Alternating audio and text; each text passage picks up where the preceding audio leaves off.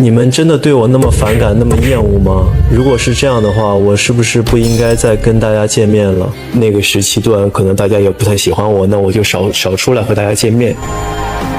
我是杨洋，一个没犯过错误却过得比劣迹艺人还惨的艺人。有多惨呢？我想没有人知道被修黑白照是什么滋味吧。遭到这种报复，我想一定是做了什么伤天害理的事，但是我绞尽脑汁也想不起自己到底做了什么。如果非要说的话，大概就是2年前我塑造了宋焰这个角色，或许还是我演技的问题吧。剧刚一开播，我就受到了铺天盖地的恶评，随着舆论逐渐走偏，很大一部分人甚至都没看过剧，就已经毫不犹豫地加入了黑我的战队。其实作为一个演员，我知道被审判演技是必然的，我承认我的不足，我也在不断地磨练自己。我在腿上打了3个这样小的可吸收的钉子，然后缝了线，在我的大腿的这个外侧开了3个微创的小的孔。当然了，演技这玩意儿并不是说努力了就能得到认可，所以我接受大家不同的意见，只是批评归批评，能不能别再打着批判演技的旗号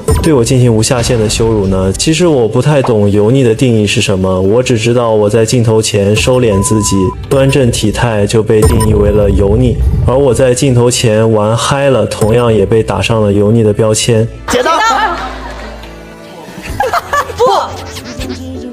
光是这一段就成为了油腻的标准，可是他们甚至都没看过完整的视频。其实录制这一段的时候，我也才20出头，当时何老师这些前辈完全就是把我当小孩在逗，我也被哄到一点包袱都没有。只是我做梦都没有想到，如此快乐的一段回忆竟然会在12年后成为我所谓的塌房的证据。为了让我塌得彻底一点，就连我跟何老师玩游戏的画面也被扒出来解读，说我不尊重前辈。那请问按游戏规则完成任务有错吗？况且我当时还只是个新人，如果我是有意砸何老师，那是不是也说明我不想混了？我没意见，何老师也没有意见，这怎么就成了我的黑历史了？我跟何老师的关系真的没有任何问题，我不仅跟何老师的关系没有问题，我跟任何一位同事的关系也都没毛病。当年参加旅行综艺，在异国他乡落单的那一次，大家都在骂我是巨婴，问我为什么非要等姐姐们来接，说出来不怕你们笑话。那是我第一次出国，我承认当时太过一根筋，但其实我不是回不去，而是我也有自己的顾虑。我觉得姐姐们要是知道我不在的话，肯定会来接我的。我现在又怕我要走的话，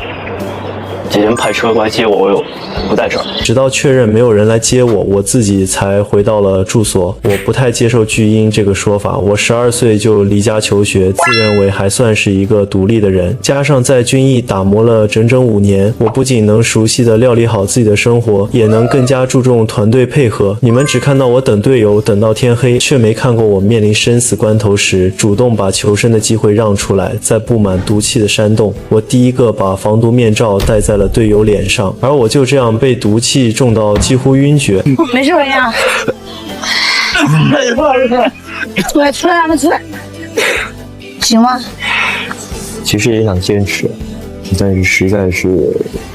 没法，就真的是坚持不下去了。干嘛坚持那么长时间？时至今日，我还会时不时的不自觉咳嗽，但是我从来没有怨任何人的意思，说这些不是为了给我自己邀功，也不是为了洗白，因为我不需要洗白，我只是想说，虽然我是暴露在镜头下的公众人物，但这不是肆意伤害我的理由。我也有被羞辱到想要离开这个圈子的时候，只是回想起来我没做错任何事，该离开的真的是我吗？如今我再次鼓起勇气回到镜头前，能不能恳请大家别再从断章取义的内容里来认识我？我就问大家一个问题，我赵露思有没有帮农民赚到钱？我按市场价收了600吨冰雹果，你们选择视而不见，我一个分享的举动就让这个被疾病掏空家底的家庭看到希望，你们还是选择视而不见，反倒是光盯着有多少钱进了我的口袋。老师啊，这是我自家的蜡烛酒，我想送给你。老师，这是我自己种的竹笋，我想送给你。老师，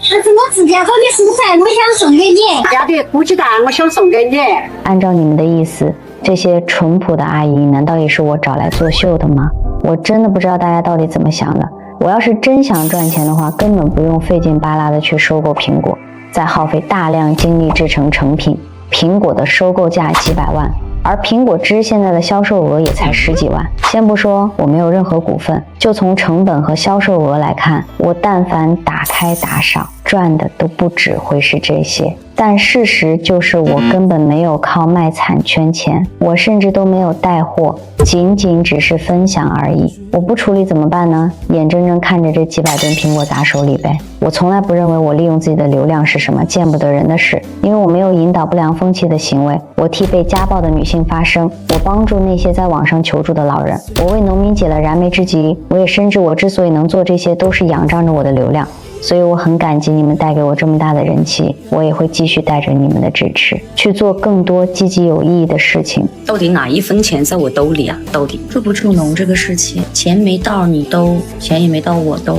事实它就是事实，事实摆在面前，得到帮助的人才会觉得得到帮助了。而且我做这些事情，也不是为了说要被表扬，无论是产品还是流量，总要物尽其用吧。其实做这些我都是默默而为，我要是真的想邀功，早在收购苹果的时候就已经大肆宣扬了，还用得着等到现在吗？包括如今这件事被搬上台面，也是因为观众看到我在分享，误以为我暗戳戳的在捞金，事情被扒出来的那一天，他们就已经迫不及待给我冠上了假助农的帽子。甚至还有一些极具影响力的账号马不停蹄地跟着凑热闹，这让那些在阴沟里凝视我的人嗅到了塌房的气息，他们似乎抓到了救命稻草一般，肆无忌惮地朝我发泄。哪怕事后当地部门证明助农证书是真的，但已经没有几个人能听得进去了。就连那些因为我而受益的农民，无数农产品惨遭无故退货，而我至今都没有等到一个正儿八经的道歉。这个钱江媒体啊，你好意思自己叫媒体2个字吗？这行业乱成这个样子，脏成这个样子，就是你们这帮人哎，好意思叫媒体吗？我现在总算是明白了，什么叫做你永远叫不醒一个装睡的人。既然那么多人厌恶我，那我就选择注销账号走人吧。如果仗着流量就能为所欲为，那我只想问那些伤害我的人，你们到底是为了正义而战，还是为了强行抹黑我？当然我也知道很多人并不是真的讨厌我，而是反感假助农。因为网络带货日益发达，假助农的风波在网上比比皆是，一个不小心我们的善意就会被利用，就会填满造假者的钱包。所以我理解每一个有所顾虑的人，毕竟我们互不相识，我没有理由要求大家无条件相信我，但是也恳请大家听一听那些被我帮助过的声音。谢谢赵律师推荐农民种的竹笋，谢谢赵律师推荐我们的竹笋，谢谢赵律师推荐我们的竹笋，欢迎赵律师到我们这山里来玩，赵律师帮我们推荐竹笋。到底是真助农还是假助农？对于这个问题，大家觉得话语权应该交给网络，还是交给真正的农民呢？